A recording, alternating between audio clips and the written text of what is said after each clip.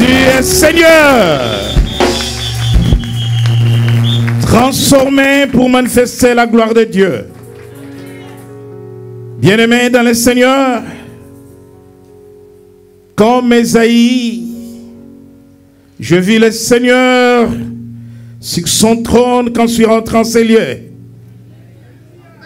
Et sa gloire sur chaque tête. Sa gloire sur chaque personne. Et j'imagine que ces 3 jours d'explos, ça va certainement exploser. Vous savez, j'ai une bonne nouvelle pour chacun d'entre vous.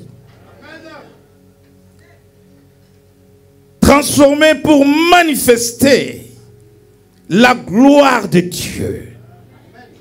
Dieu nous a choisis pour un but. Nous avons été créés pour un but.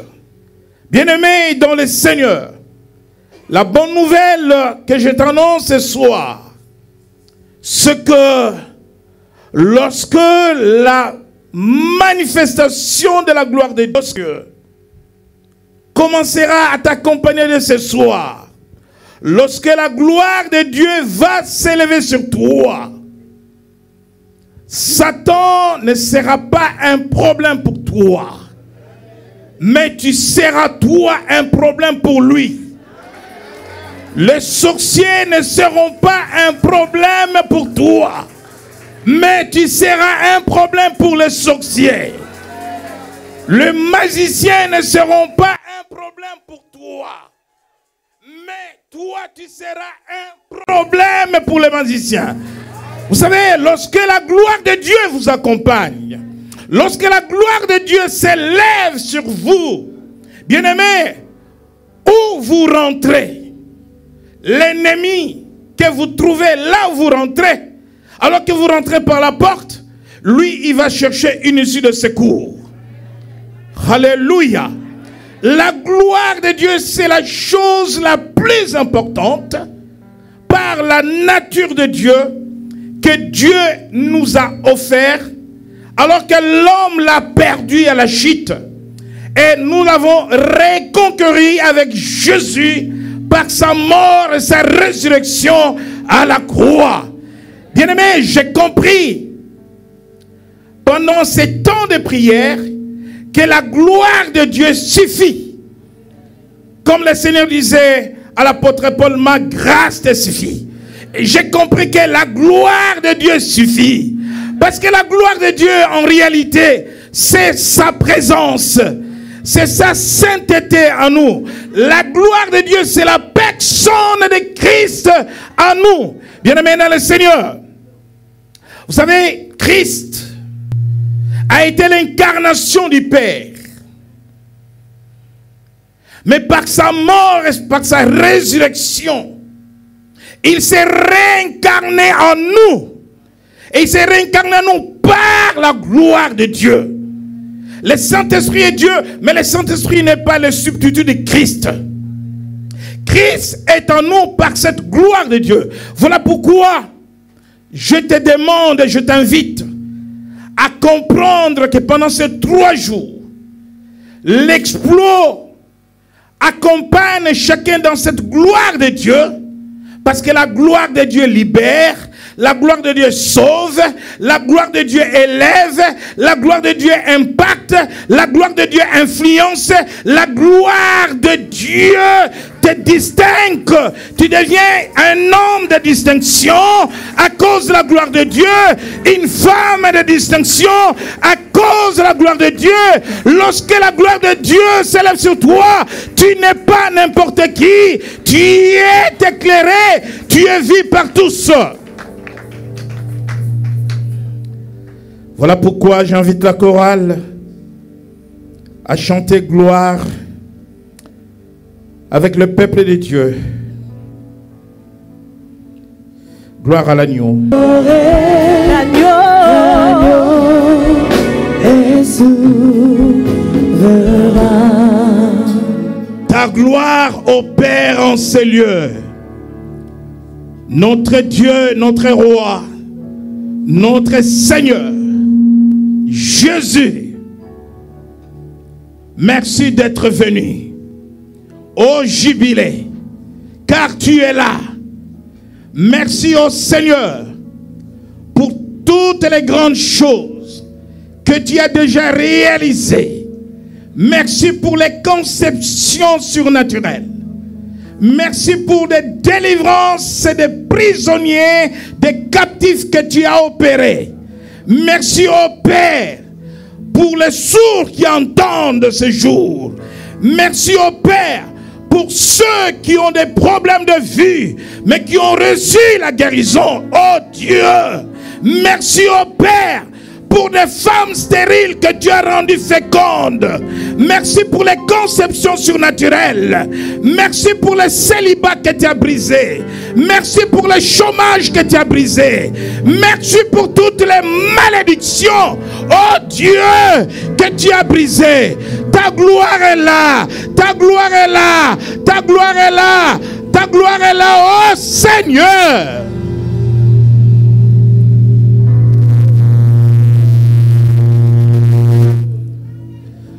Gloire à Jésus.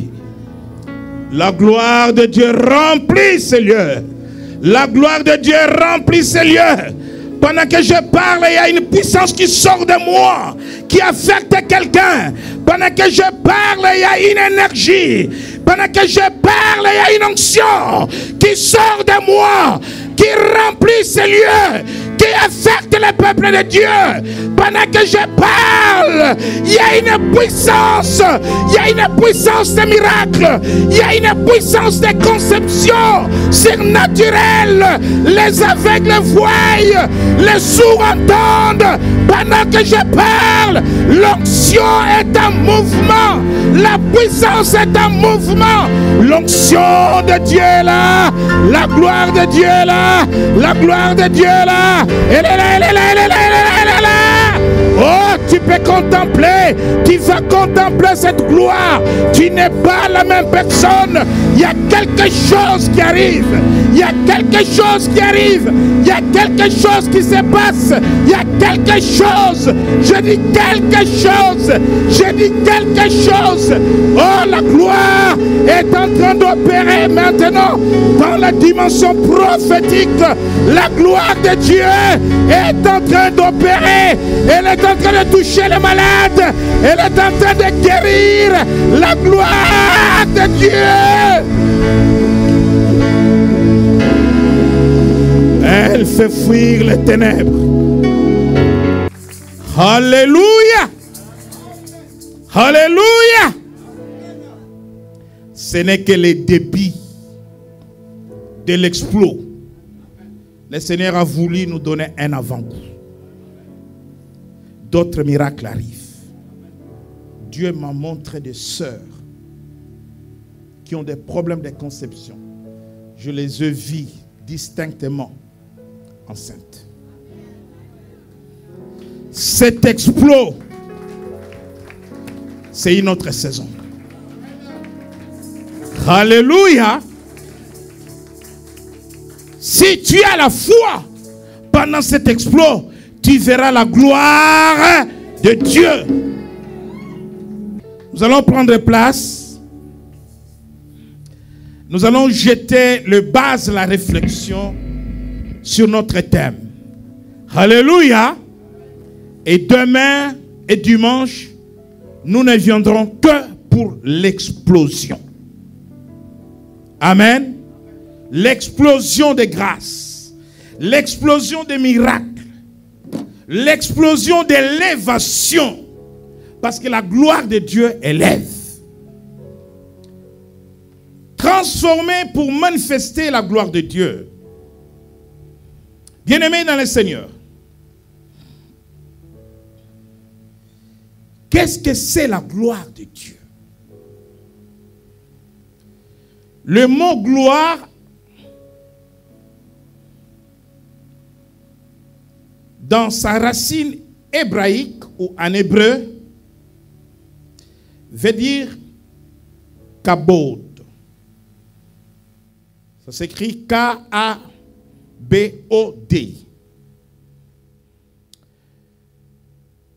Kabod veut dire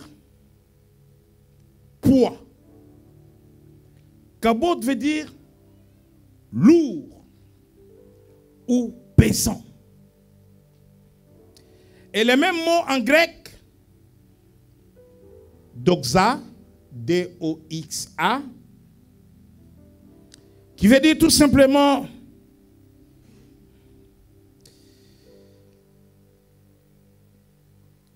honneur, bonne réputation, excellence, et aussi puissance.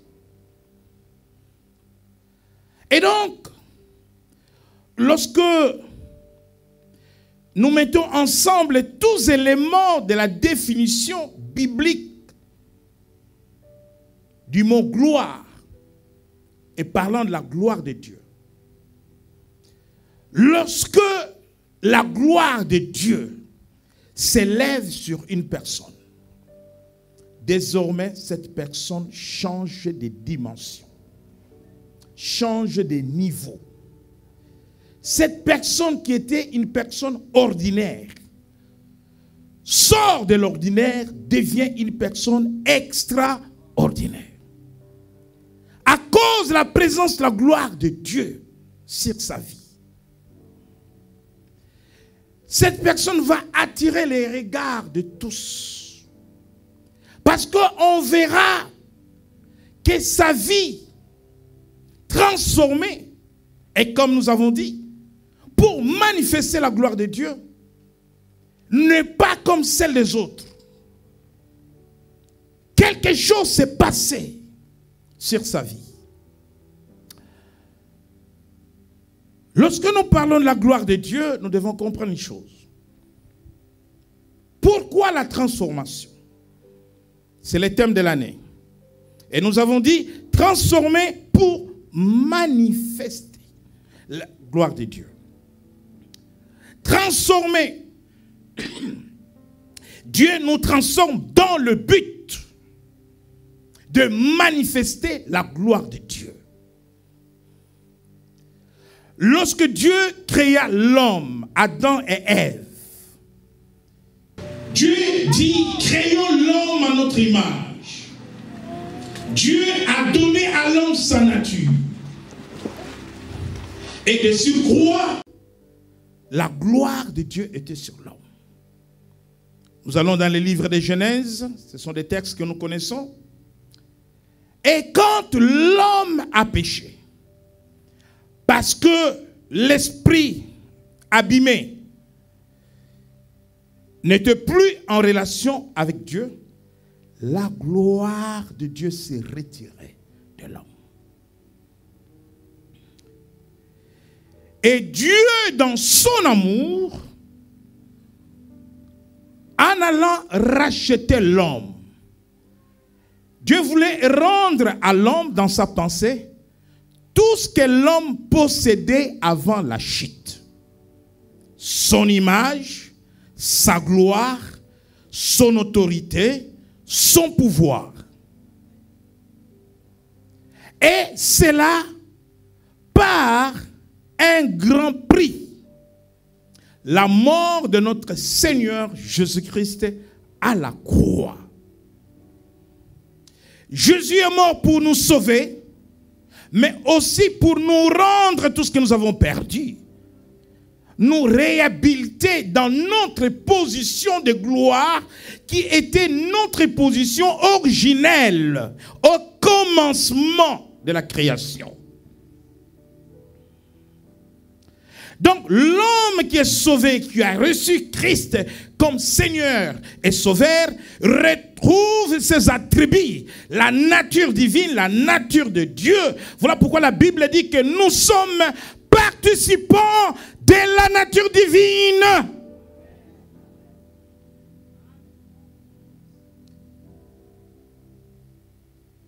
Mais la gloire de Dieu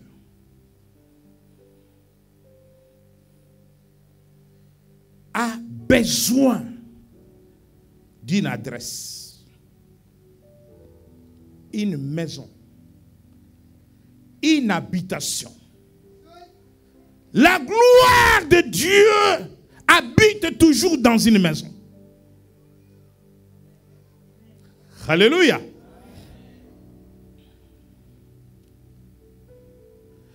Lorsque Dieu a ordonné à Moïse de construire les tabernacles, vous savez qu'il y avait 3 compartiments ou 3 parties dans le tabernacle, du parvis au lieu saint et des saints des saints. Et la gloire de Dieu, la Shekinah, logeait dans le lieu des saints des saints.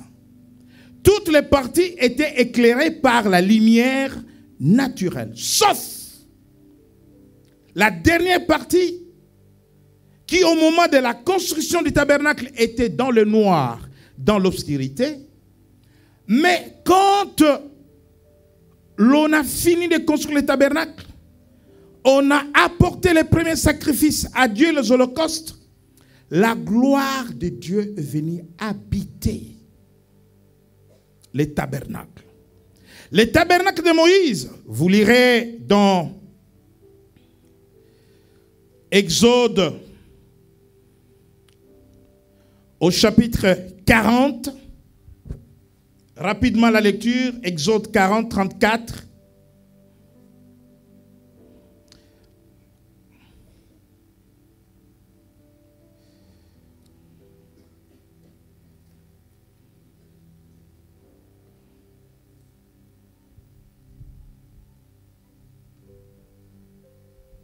Nous lisons la parole de Dieu, Exode chapitre 40, verset 34. Alors la nuée couvrit la tente d'assignation, et la gloire de l'Éternel remplit le tabernacle. La gloire de l'Éternel remplit le tabernacle. Le tabernacle est la première maison, le premier temple. La gloire de Dieu n'habite pas en dehors d'une maison.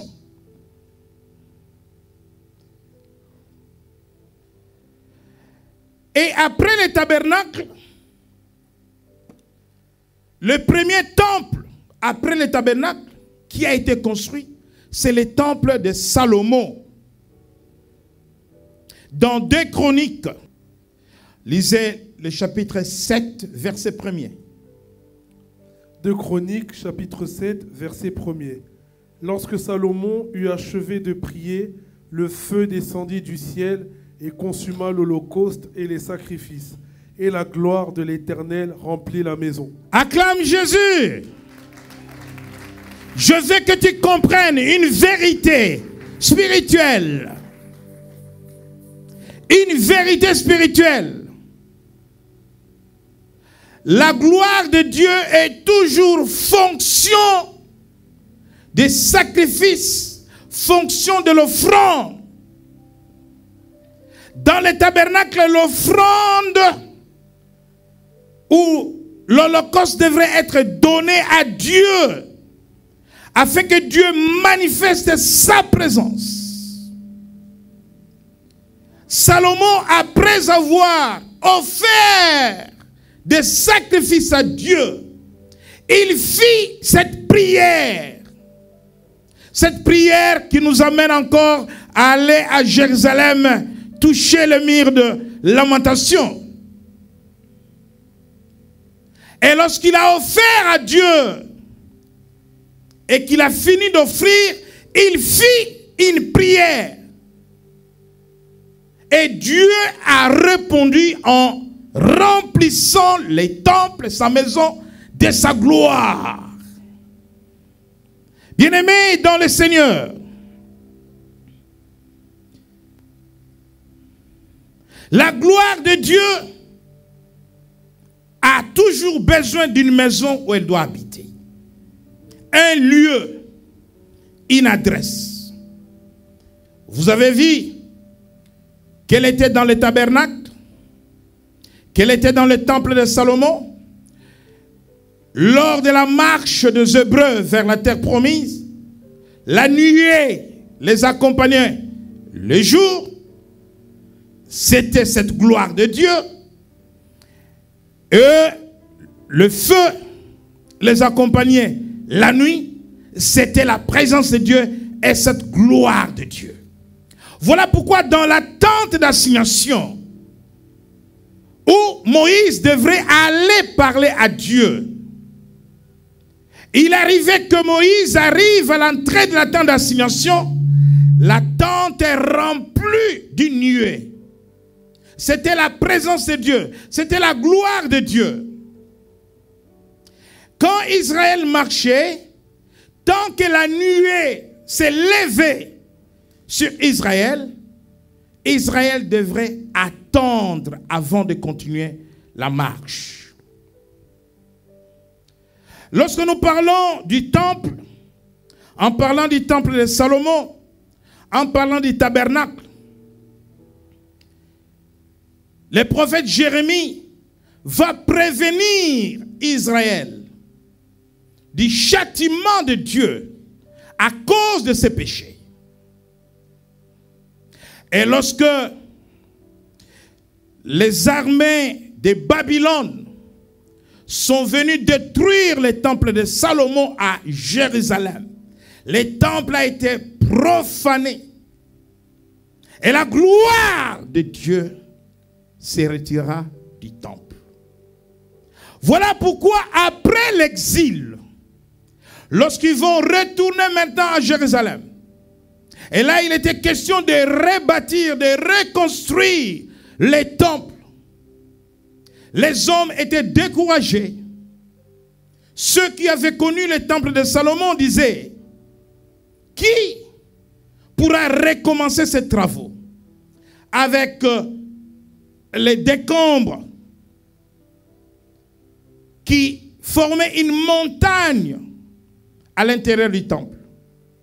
Et devant le découragement des hommes, Zorobabel, qui était gouverneur, qui pensait à sa puissance politique, à ses moyens, faire ses travaux, Dieu lui dira, Zorobabel, ce n'est ni par la force ni par la puissance que ma maison va être relevée, mais par mon esprit. Et Dieu parle à la montagne. Qui es-tu devant mon serviteur Zorobabel? Et devant ce découragement, le peuple ne contemplait plus la gloire de Dieu. Bien aimé, lorsqu'on ne contemple plus la gloire de Dieu, c'est que la présence de Dieu n'est plus là. Et lorsque la présence de Dieu n'est plus là, on est livré à l'ennemi. Alors, Dieu va parler par la bouche du prophète Agé. Dans le livre d'Agé, au chapitre 2, verset 9, Agé 2, 9. Nous lisons la parole de Dieu, Agé chapitre 2, verset 9. La gloire de cette dernière maison sera plus grande que celle de la première, dit l'Éternel des armées. Alléluia! Et c'est dans ce lieu que je donnerai la paix, dit l'Éternel des armées. La gloire de cette dernière maison. Dieu parle de la gloire de cette dernière maison. Il dit, elle sera plus grande. Bien-aimé, ta vie du passé n'a rien à voir avec ton avenir, avec ta destinée, parce que ce que Dieu va faire avec toi dans le futur n'est pas à comparer avec tes échecs d'hier. Ce que Dieu va faire avec toi demain n'a rien à voir avec tes déceptions d'hier, tes trahisons d'hier, ces souffrances d'hier. Alléluia. La gloire de cette dernière maison sera plus grande que celle de la première, dit l'Éternel des armées. Qui peut changer la décision de Dieu?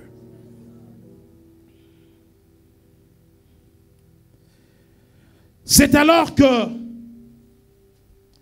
Dieu va encourager le peuple à reconstruire son temple il promet de remplir. Alors vous avez vu que depuis que nous parlons de la gloire de Dieu est toujours associée à une maison, au temple.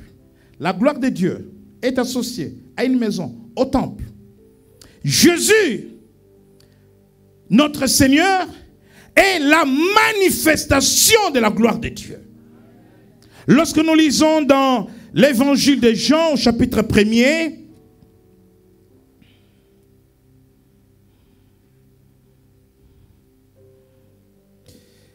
Jean chapitre 1er verset 14. Jean chapitre 1er verset 14, je lis la parole au nom du Seigneur. Et la parole a été faite chair et elle habitait parmi nous, pleine de grâce et de vérité. Et nous avons contemplé sa gloire, une gloire comme la gloire du Fils unique venu du Père. Alléluia!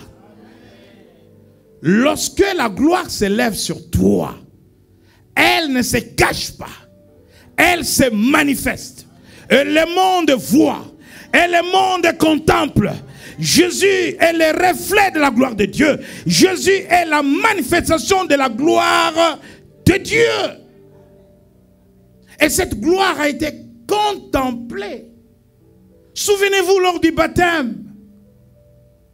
Le Saint-Esprit descend sous la forme d'une colombe. Et il y a une voix qui parle. Celui-ci est mon fils bien-aimé en qui je mets toute mon affection, tout mon amour, toute ma confiance, mon affection, mon cœur.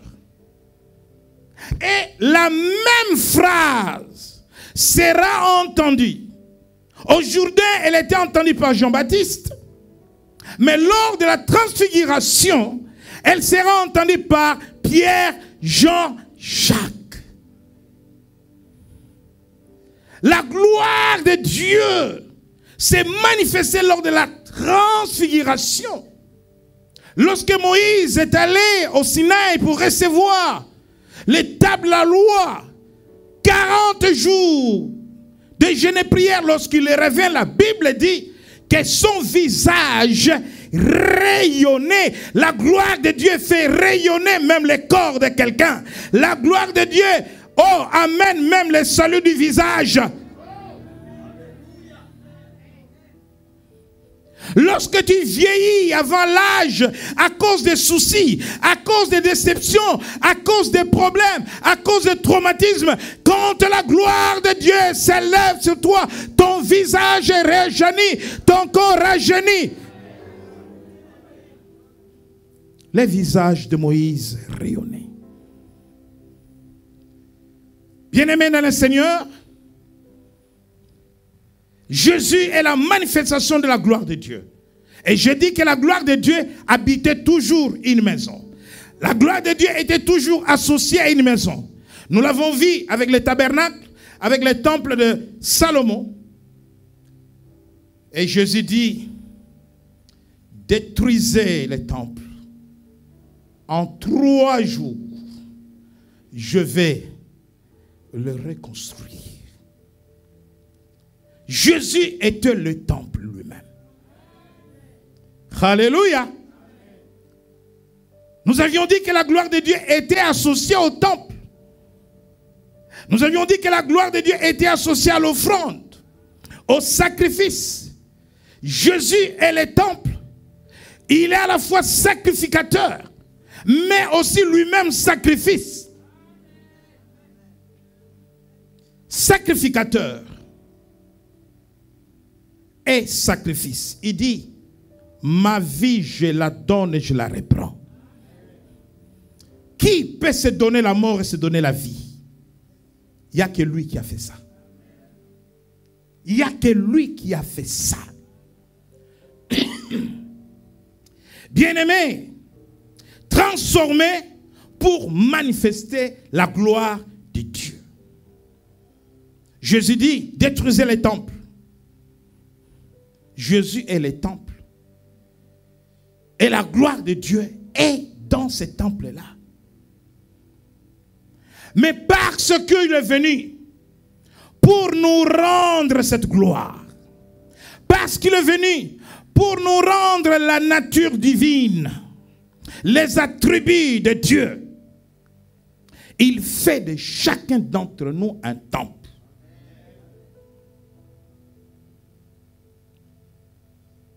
Paul dit aux Corinthiens, ne savez-vous pas, 1 Corinthiens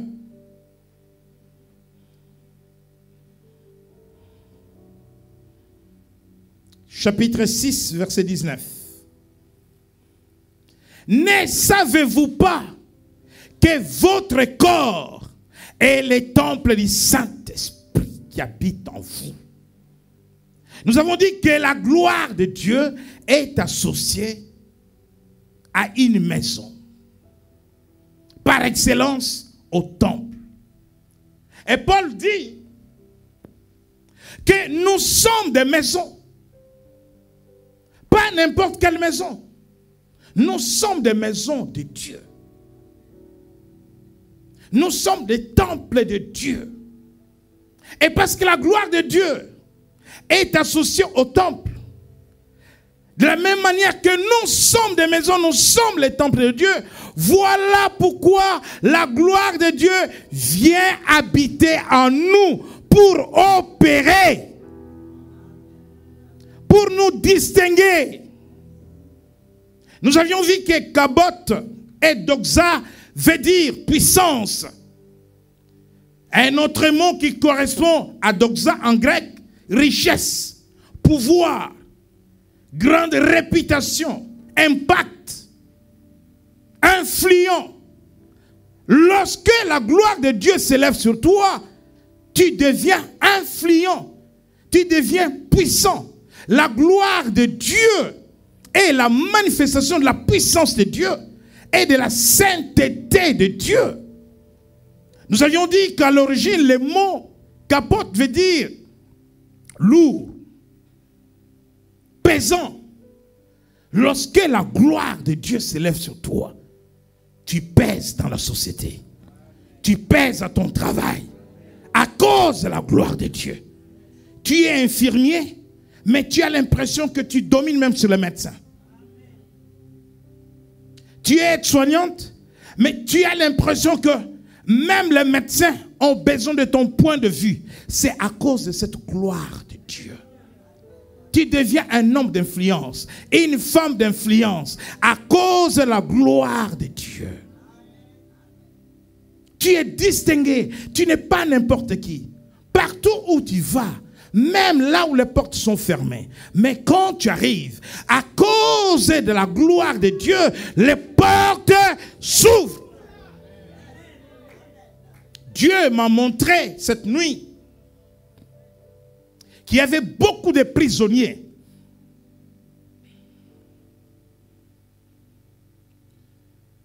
Il y avait beaucoup de monde dans un ascenseur bloqué. Et je suis arrivé.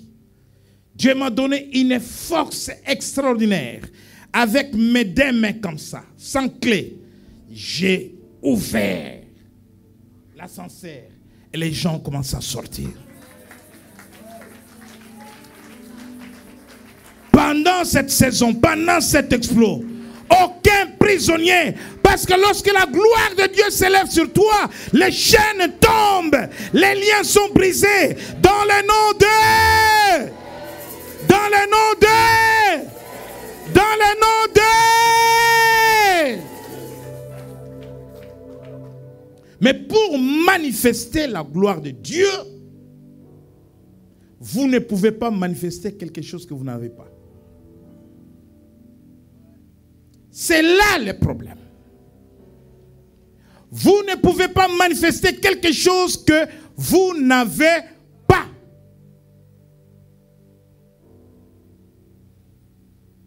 Transformer pour manifester la gloire de Dieu. Bien-aimé, s'il y a quelque chose que tu dois rechercher, que tu dois vouloir, c'est la gloire de Dieu. Manquer la gloire de Dieu, c'est passer à côté de sa destinée. Dans Romains chapitre 8, verset 28, la Bible dit que toute chose concourt au bien de ceux qui aiment Dieu. jusqu'au verset 31. Il dit, Dieu nous a connus d'avance. Avant que tu sois formé dans le sein de ta mère, Dieu te connaissait d'avance. Oh, j'aime les mères parce que Dieu a une histoire avec les mères. Dieu ne regarde pas le ventre de l'homme, mais il regarde le ventre de la femme. Parce que c'est là que Dieu pose une semence.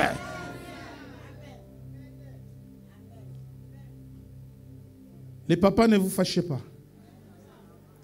Vous avez vos grâces. C'est là la grâce de la femme. C'est là la grâce de la femme. Dieu a regardé Marie et pas un homme.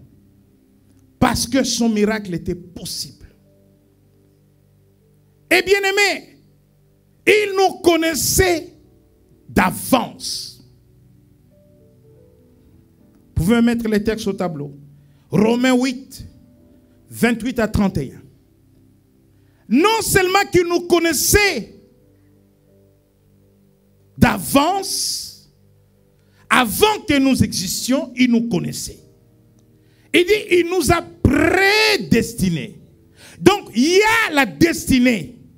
Mais il y a une étape avant la destinée.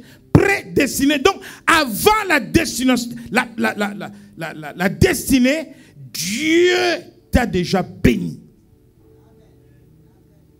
Dieu a déjà scellé ton sort. Dieu a déjà écrit ton histoire. Oh, je voudrais dire à une femme ici, je voudrais dire à un homme ici, je voudrais dire à quelqu'un que ce qui est écrit par Dieu est écrit, ce qui est scellé par Dieu est scellé, ce qui est écrit, ce qui est scellé est scellé. Oh, Jésus! Jean appellerait dans le ciel, personne n'était digne de briser les sceaux, d'ouvrir les livres. Sur la terre, personne n'était digne. Et Jean appellerait, personne n'est digne de te guérir. Personne n'est digne de résoudre tes problèmes. Tu as longtemps crié, tu as longtemps cherché, pas de solution. Personne n'est digne. Un vieillard dit à Jean, ne pleure plus. Voici les lions de la tribu de Juda.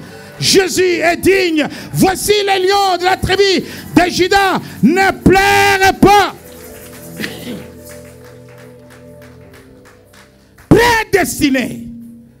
Non seulement qu'il nous a prédestinés, la Bible dit qu'il nous a appelés.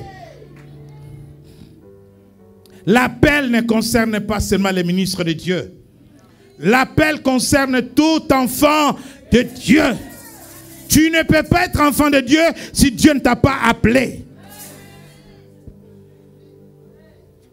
Non seulement qu'il nous a appelés, alors que nous étions condamnés par les œuvres de la loi, alors que nous étions sous la malédiction, alors que nous venions des familles de sorciers, nous venons des familles de magiciens, alors que nous venons des maisons des idolâtres, nos ancêtres ne connaissaient pas Dieu, nos ancêtres n'avaient pas la révélation de Dieu.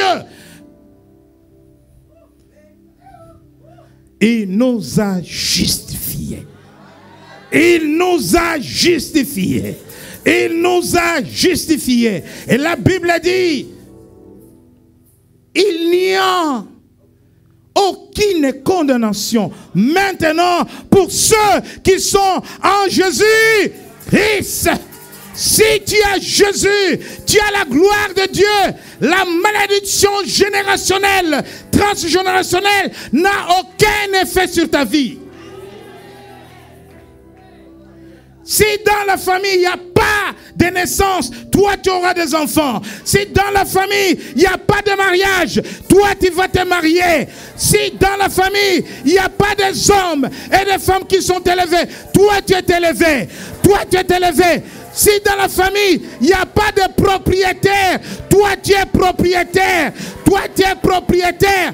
Si dans la famille, les enfants n'étudient pas, toi tu as des diplômes, toi tu étudies.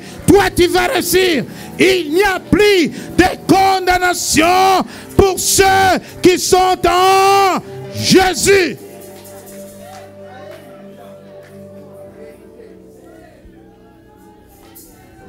Non seulement qu'il nous a justifiés, entendez la fin de toutes choses. Entendez la fin de toutes choses. À la fin, dernière étape, il nous a glorifiés. La gloire de Dieu est sur toi parce que tu es un sacrifice vivant. Romains 12 dit: offrez vos corps comme des sacrifices. Je dis que la gloire de Dieu est associée au sacrifice. Lorsque tu as accepté Jésus-Christ comme Seigneur et Sauveur, tu as offert ton corps, tu as brisé ton corps, tu as brisé la chair, tu es un sacrifice. Pasteur Christian, aide-moi là-bas. Tu es un sacrifice. Lorsque tu as reçu Christ comme Seigneur et Sauveur, tu as sacrifié ta vie. Tu es un sacrifice. La gloire de Dieu est associée au temple. Tu es un temple. La gloire de Dieu est associée au sacrifice. Tu es un sacrifice vivant, agréable à Dieu.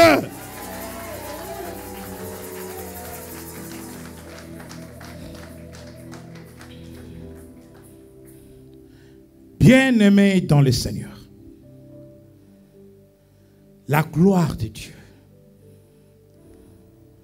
c'est la chose la plus importante que l'Église a ignorée, que les chrétiens ont ignorée. Certains diront: tu as une étoile. Alléluia. Mais c'est la gloire de Dieu. La gloire de Dieu va te distinguer. La gloire de Dieu va changer ton niveau.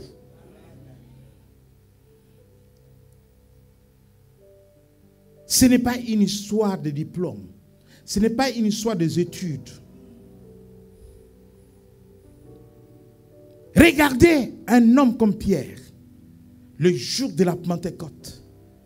Il a tenu un discours que même un docteur en théologie ne tiendra pas. Il a retracé l'histoire de l'humanité, la venue du Christ, de la naissance, du péché d'Israël, jusqu'à la mort, à la résurrection. Pierre, un pécheur. Lorsque la gloire de Dieu est sur toi, la sagesse de Dieu est sur toi.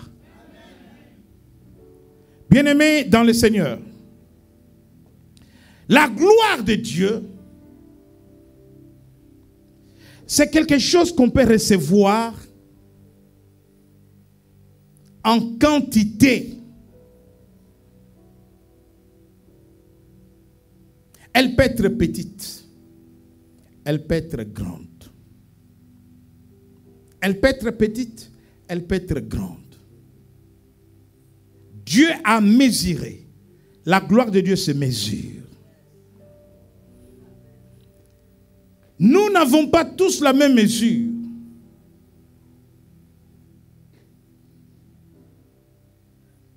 Dans le livre de 1 Corinthiens chapitre 15, verset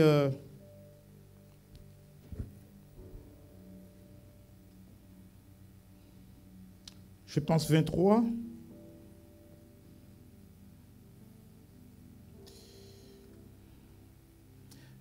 « 1 Corinthiens chapitre 15, verset 39. Toute chair n'est pas la même chair, mais autre est la chair des hommes, autre celle des quadrupèdes, autre celle des oiseaux, autre celle des poissons. Il y a aussi des corps célestes et des corps terrestres. Mais autre est l'éclat des corps célestes, autre celui des corps terrestres. » Nous avons dans notre corps terrestre la gloire de Dieu, l'éclat. Nous sommes glorieux. Mais la dimension de la gloire de Dieu, lorsque nous serons revêtus de corps célestes, sera plus grande que celle que nous avons dans le corps terrestre. Parce que dans le corps terrestre, tu peux tomber malade. Et la gloire de Dieu est là. Alléluia. Mais dans le corps céleste, il n'y a pas de maladie. Dans le corps terrestre, il y a la gloire de Dieu, mais il y a des soucis. Il y a des problèmes. Mais dans le corps céleste, il n'y a pas de soucis, il n'y a pas de problèmes. Donc, il y a des dimensions dans la gloire de Dieu. Et il dit, autre est l'éclat du soleil, autre est l'éclat de la lune, et autre est l'éclat des étoiles. Même une étoile diffère en éclat d'une autre étoile. Ça, ce sont des dimensions de la gloire de Dieu. Bien-aimé dans le Seigneur, cette dimension est fonction de ton sacrifice. Comment tu as sacrifié ton corps? Parce que la gloire de Dieu est associée au temple, elle est associée à l'autel, elle est associée au sacrifice. Tu dois faire de ton corps un autel de Dieu. Par la sanctification. Tu dois payer un prix. Les temps sacrifiés pour Dieu. Les travaux sacrifiés pour Dieu. Les offrandes pour Dieu. Les dîmes pour Dieu. Toute bonne œuvre pour Dieu. Ton corps doit être un autel pour Dieu. Je vais vous dire, c'est une information pour vous, que certains corps des hommes sont des autels de satanistes.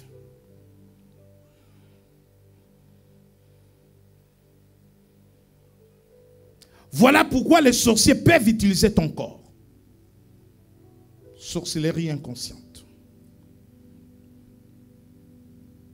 Pour éviter que les sorciers touchent à ton corps, qu'ils fassent un autel sur ton corps, fais de ton corps un autel de Dieu.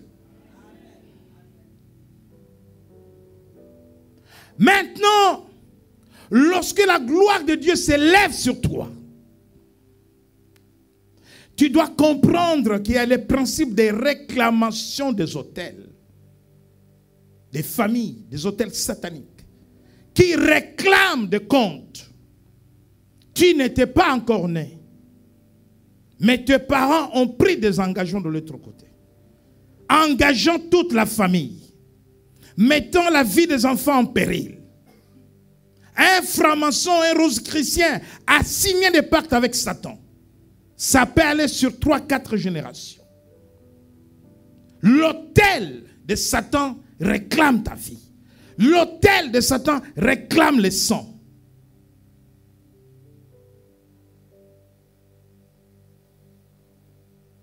Maintenant, lorsque la gloire de Dieu s'élève sur toi, tu vas t'engager dans un combat autel contre autel.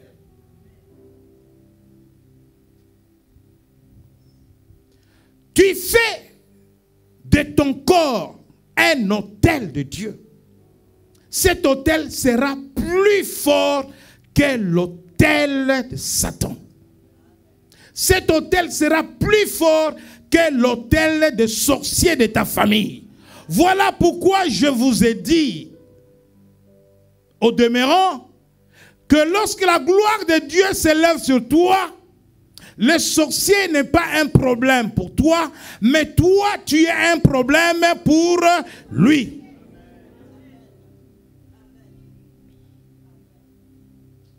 Lorsque la gloire de Dieu s'élève sur toi, tu vas en vacances à Brazzaville, les satanistes de ta famille vont partir à Pointe-Noire. Ils vont improviser des visas. Bon, maintenant, pour le Maroc, il y a des visas. Hein. Pour la Guinée, Congo-Brazzaville, maintenant, il y a les visas. Et donc, comme pour le Maroc, il n'y avait pas de visa, il prend seulement les billets, il part au Maroc. Parce que toi, tu es présent. Il n'y a pas de cohabitation avec les puissances des ténèbres. La gloire de Dieu éloigne les ténèbres. La gloire de Dieu fait fuir les ténèbres. Ne craignez pas les sorciers. Les sorciers ne doivent pas être un problème pour vous. Vous devez être un problème pour eux. Parce que toute la nuit tu pries. Parce que toute la nuit tu détruis les autels. Parce que toute la nuit tu envoies le feu. Parce que toute la nuit tu fais descendre le charbon de feu sur les autels de la sorcellerie, les autels de la magie. Alors c'est toi le problème. C'est toi le problème. Alléluia. Les démons ne doivent pas être un problème pour toi. Le mari de nuit qui dérange ta vie, qui dérange ton couple. La femme de nuit qui dérange ta vie, ton couple. La sirène des eaux ne doit pas être un problème pour toi. Parce que la gloire de Dieu va le faire fuir. Mais la gloire de Dieu, c'est Dieu en nous. Paul dit, celui qui est à moi est plus fort que celui qui est dans. Qui peut s'approcher de Jésus? Alléluia. Demain, ne rate pas. Parce que demain, nous commençons à 17h. Alléluia. Nous allons dans la continuité de l'explosion de miracles, de guérisons, de grâces. Cette saison est pour changer la situation de quelqu'un. Cette saison est pour amener quelqu'un dans une dimension de la gloire de Dieu. Amen. Je vais inviter la chorale à prendre place. Personne n'est comme lui. Personne n'est comme lui. Personne.